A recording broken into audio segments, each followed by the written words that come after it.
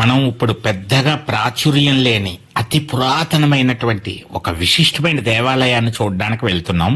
పూర్వం పశ్చిమ గోదావరి జిల్లాలో ఉండి ప్రస్తుతం తూర్పు గోదావరి జిల్లాలో ఉన్న గోపాలపురం మండలం భీమూలు గ్రామంలో కొండల నడుమ పంట పొలాల మధ్య జనసంచారం లేని ప్రశాంత ప్రకృతిలో కొలువై ఉన్నటువంటి అక్క దేవతలు ఆలయం దగ్గరికి వెళ్తున్నాం. ప్రతి సంవత్సరం భీష్మ ఏకాదశి రోజు ఇక్కడ పెద్ద ఉత్సవమే జరుగుతుంది. వేలాది మంది భక్తులు తరలి వస్తారు ఎక్కడెక్కడి నుంచో. ఈ ఆలయ చరిత్ర గురించి తెలుసుకుందామని పరసా టీవీ ప్రయత్నం చేస్తే మా తాతల కాలం నుంచి ఉందని చెప్పారు తప్ప పూర్తి వివరాలు అందించలేకపోయారు. అయితే భీమోలు గ్రామంలో ఉంటున్న జ్యోతిష సిద్ధాంతిగా గ్రామ కరణంగా ప్రసిద్ధి పొందిన నండూరి లక్ష్మీనారాయణ దుర్గాప్రసాద్ గారిని సంప్రదిస్తే ఆయన చాలా వివరాలు అందించారు. సుమారు 350 సంవత్సరాల క్రితం రాజుగారి కోట ఉండేదని, వారు సప్తమాతృకలను నిత్యం పూజించేవారని తెలిపారు.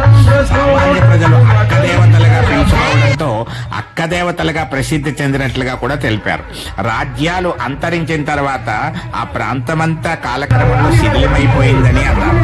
అక్క దేవతలు గా పిలువబడే 7 విగ్రహాలు, పోతురాజు విగ్రహం మాత్రం ఆనాటి నుంచి అక్కడే ఉన్నాయని, ఎంతో మహిమగల దేవతలుగా అక్క దేవతలు ప్రసిద్ధి పొందారని, గ్రామస్తులు 5 రోజుల ఉత్సవాలు ఘనంగా జరిపేవారని, కాలక్రమంలో కొంతకాలం మరుగున పడినప్పటికీ తాను 1979లో ఒక సాంస్కృతిక ప్రదర్శన ఏర్పాటు చేయించి విశిష్టతను తెలపడం ద్వారా మళ్ళా పూర్వ వైభవం వచ్చిందని, ఆనాటి నుంచి గ్రామస్తులు చుట్టుపక్కల రైతులతో ఒక కమిటీ ఏర్పడి ప్రతి భీష్మ ఏకాదశికి ఉత్సవం నిర్వహిస్తున్నారని, ఎంతమంది భక్తులు వచ్చినా అన్నప్రసాదాన్ని అందిస్తున్నారని ప్రసాద్ గారు తెలిపారు.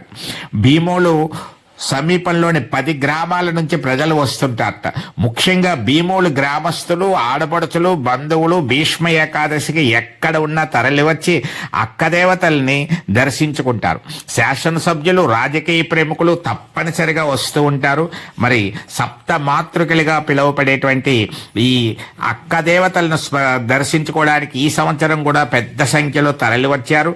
ఆలయ కమిటీ వారు అన్నప్రసాదాన్ని వేలాది మందికి చక్కగా అందించి ప్రశంస అందుకున్నారు.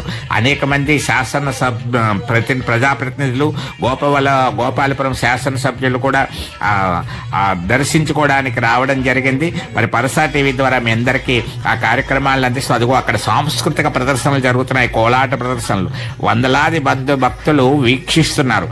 మరి ఇక్కడ చక్కగా ఈ రోజంతా కూడా ఎక్కడెక్కడి నుంచో తరలి వచ్చిన వారందరికీ అన్ని ఏర్పాట్లు కమిటీ వారు చేయడం జరుగుతోంది. అలాగే ప్రతి భీష్మ ఏకాదశి కోసం ఎదురు చూస్తూ ఉంటారు. ఇక్కడ ఒక అక్క చెరువు అనేటువంటి ఒక చెరువు కూడా ఉంది.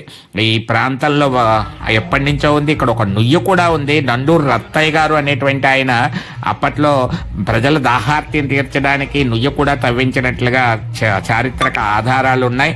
మరి ఇటువంటి ఈ నూతిలో నీరు కూడా చాలా తీయగా ఉంటుందని, ఆరోగ్యానికి చాలా మంచిదని కూడా ప్రసిద్ధి ఉంది. ఇక్కడి నుంచి నీరుని పట్టుకెళ్తూ ఉంటారు.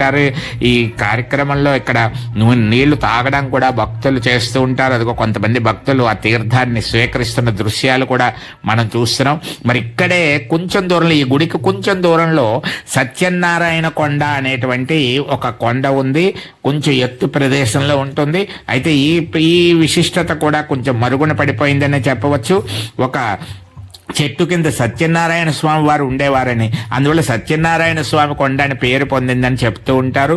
అదిగో ఇక్కడ ఆనవాళ్ళు ఏమీ లేవు. ఇప్పుడు ఆ విగ్రహం ఉండేదని, ఆ విగ్రహం కూడా కాలక్రమంలో తొలగించేశారని చెప్తూ ఉంటారు. అయినప్పటికీ కొంతమంది విశిష్టత తెలిసిన భక్తులు వచ్చి ఈ సత్యనారాయణ కొండ దగ్గర ఉన్నటువంటి ఆ చెట్టు దగ్గర ఒక దేవతా స్వరూపం ఉన్నట్టుగా భావించి, అక్కడ వెలిసిన దేవుడు అని భావించి పువ్వులు అవి సమర్పించి వారంతా కూడా భక్తితో నమస్కరించి వెళ్తూ ఉంటారు.